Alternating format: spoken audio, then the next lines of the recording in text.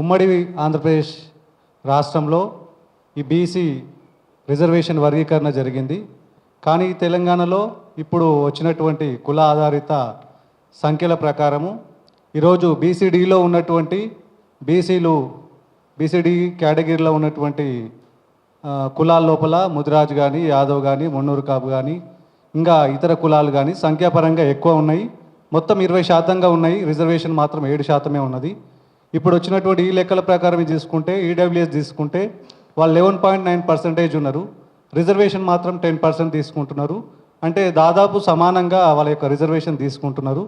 కానీ ఈ CBI index ప్రకారం చూసుకుంటే, ఈ సిబిఐ ఇండెక్స్ ప్రకారం మొత్తం ఈ ఈడబ్ల్యూఎస్ అనేది ఈ యొక్క ఓసీ కులాలకు, అంటే అందులో ఉన్న ముస్లింలతో పాటు కలిపి ఉన్నటువంటి 11.9% పీపుల్కి ఈ 10% ఇవ్వడం అనేది ఇది ఒక సామాజిక అన్యాయానికి గురి చేస్తున్నది.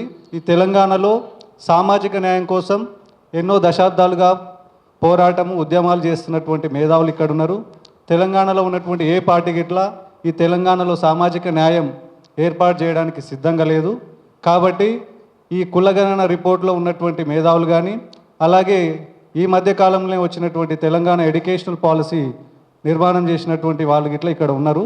సో ఇక్కడ మనం మోస్ట్ బ్యాక్వర్డ్ అనేది ప్రధానంగా ఉన్నది ఎడ్యుకేషన్లో ఉన్నది. కాబట్టి ఈ ఎడ్యుకేషన్ పాలసీ రిపోర్ట్ని అండ్ కులగణన రిపోర్ట్ని ఈ బేస్ చేసుకొని అన్ని జిల్లాల్లో ఉన్నటువంటి ప్రతి ఉమ్మడి జిల్లా కేంద్రంగా ఉన్నటువంటి యూనివర్సిటీ విద్యార్థులు ఓన్లీ యూనివర్సిటీలకే పరిమితం కాకుండా వారి యొక్క ఉమ్మడి జిల్లాలని యూనిట్గా తీసుకొని ఇక్కడ ఉన్నటువంటి కుల ఆధారిత లెక్కల ప్రకారము విద్యా వ్యవస్థలు కానీ మిగతా సామాజిక రాజకీయ వ్యవస్థలో వీళ్ళ యొక్క ప్రాతినిధ్యం పెరగడానికి ప్రతి ఒక్కరూ కృషి చేస్తూ ఇక్కడ ఉన్నటువంటి మేధావులందరినీ ఈ మన మేధావి వర్గం తెలంగాణలో హైదరాబాద్కే డంప్ అయింది.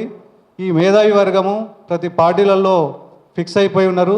ఈ మేధావి వర్గాన్ని మనము ప్రతి జిల్లా కేంద్రానికి తీసుకుపోయి యూనివర్సిటీలలో ఉన్నటువంటి విద్యార్థులు దీన్ని బాధ్యతగా తీసుకొని, విధిగా తీసుకొని దీని యొక్క ప్రతి ఒక్క సమాజాన్ని, ప్రతి ఒక్క కులాన్ని, బాధిత సమాజంలో చాలామంది ఇంకా గ్రామ పంచాయతీ మెట్లెక్కని కులాలు ఉన్నాయి, అసెంబ్లీ పార్లమెంటు పేరు వినని కులాలు ఉన్నాయి.